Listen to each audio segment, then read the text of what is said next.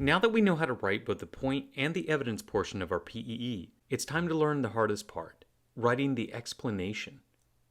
By the end of this video, you should be able to explain what the explanation does, list 4 techniques for writing explanations, and say what you should always avoid when writing explanation. This is what the explanation is. The explanation is the last few sentences of your PEE. Within the explanation, you should provide an explanation for how the evidence supports your point. In addition, your explanation is also where your own ideas live, as long as those ideas are also still connected to the point. Now that we have a basic understanding of what the explanation is, let's start looking at some examples. Once again, we're going to go back to this example that we derived from the book The Breadwinner, and ask ourselves, in the novel, The Breadwinner, what is the main character like? In the previous videos, we already developed the point and the evidence for this PEE that reads, in the novel The Breadwinner, the main character, Parvana, is made out to be a very brave person. When Parvana goes to find father in prison, she gets very scared, but she says to herself, Malali wouldn't be afraid, Parvana knew. Malali would form an army and lead it in a storming of the prison. So where do we go from here? We're going to talk about 4 different techniques of thinking about how to write your explanation. Technique 1 is explain all the steps in your thinking. Let's just think of this idea for a second of explaining the steps in our thinking without looking at a point or evidence to help us. Let's take the example dark equals scary. Is that true? Does dark automatically equal scary? For somebody that takes for granted that this is true, they might come up with an explanation, something like this.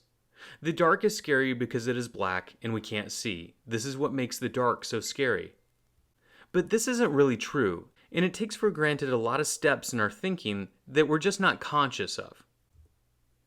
So let's think about what's actually going on here. We take the word dark, and we put it in our brains, and we think to ourselves, if it's dark, well, then I can't see. And if I can't see, what if I got attacked right now?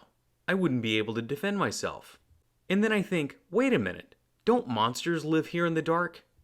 And then I realize, holy cow, I'm gonna die. And that is what makes it scary. So the dark isn't scary by itself. There's actually a bunch of steps that my brain is going through that's making me feel afraid. I'm just not always aware of those steps. For somebody that's aware of all the steps in their thinking when they associate dark with scary, this is the explanation that they might come up with. The dark makes us unable to see or defend ourselves if there is a danger.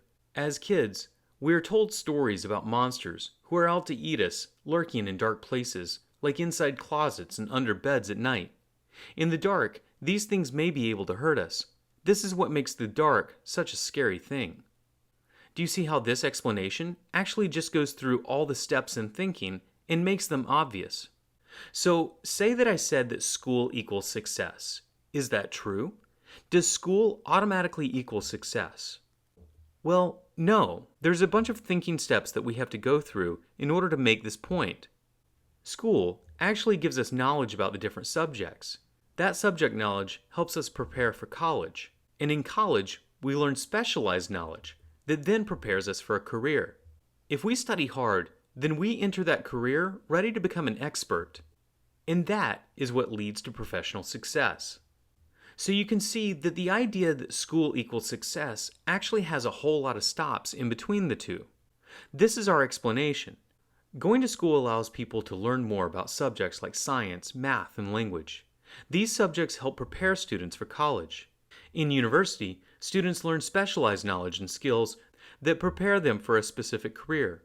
High-level learning enables people to become smart workers and potential leaders in their field. Being the best you can be in your field is what leads people to become professionally successful, and that is why school leads to success. From this, you can see all the steps in thinking that go between these two ideas. So let's try this using the Parvana question. We want to remember what the key conclusion is that we need to come to at the end of our explanation. And that's going to be in our point, because that's where we directly answer the question. The conclusion that we need to come to is that Parvana is a brave person. So we take Parvana, and we know that we have to end on the idea that she is brave. But how can I get there? How can I get from Parvana to brave? We put Parvana in our brains, and we realize that Parvana tried to find her father on her own. And while she's doing it, she's still really afraid. Even though she is afraid, she finds courage in the story that she remembers. That idea that she purposefully searches her brain for a source of courage so that she can basically take control of her own thinking is a truly brave thing to do. The explanation we're going to get from this thinking process would sound something like this. It was very brave that Parvana even volunteered to help find her father to begin with. And when she is searching for him, it is not like Parvana doesn't feel fear. She does. She is afraid, but she searches her mind for sources of courage. This connects to the idea that courage is not the absence of fear, but what you do in the face of it. That is what makes Parvana a very brave person. Can you see how this explanation basically just goes through all the steps in our thinking between Parvana and her being brave? Technique 2, making connections. We're going to keep this one short. This technique relies on you just focusing in on the central idea of the PEE. In this case, the idea of bravery. And we just come up with a lot of questions that connect to that idea. So what does it mean to be brave? What does bravery look like? Does brave mean that you don't feel fear? And what makes Parvana brave? If you were just to take the central idea of bravery and come up with these questions, and then answer those questions in your explanation, you'd still have a pretty good explanation. So that's our second technique, just making connecting questions to the central idea. Technique 3 is unpacking your evidence. Going back to our original PEE, let's isolate the evidence for a minute and take a look at what's useful inside of it. When we look at the evidence, we can identify a couple things that are worth commenting on. One of the things that's worth commenting on is the fact that Parvana went to find her father in the first place. Another thing worth commenting on is the fact that she is afraid. And the last thing that's worth commenting on is the story that she tells herself.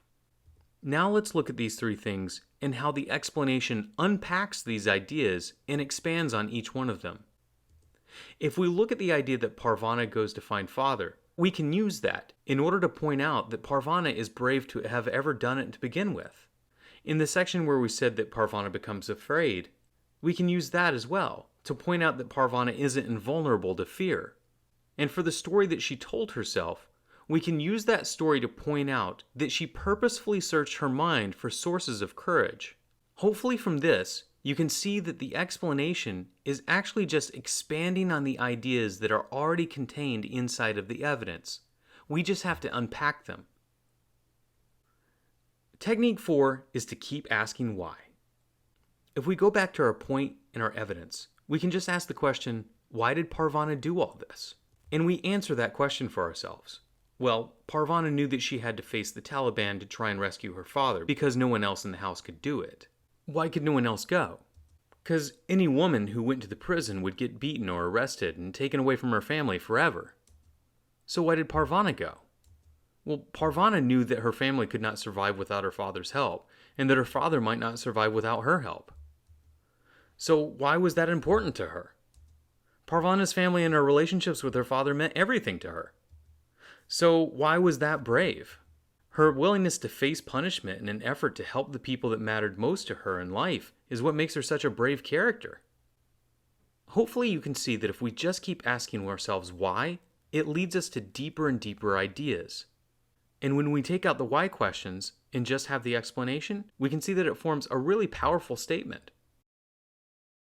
Now we need to talk for just a moment about what not to do in your explanation, which is don't summarize what happened in the story. A lot of students go to write their explanations with good intentions, and then the explanation just turns into a summary of the story. This is an example of a bad explanation. It reads, Parvana left her house without her mother's permission. She walked for a long time through the streets and had to avoid the Taliban. She finally arrived at the prison, but the Taliban only hit her and sent her home. This is what makes Parvana brave. Don't do this. This is basically just rewriting what happened in the story. I want to remind you that the explanation is where your ideas live. The explanation is for your thoughts. It's your opportunity to show how your evidence connects to your point using your own thinking, your own ideas, and your own connections. So that's what not to do in an explanation.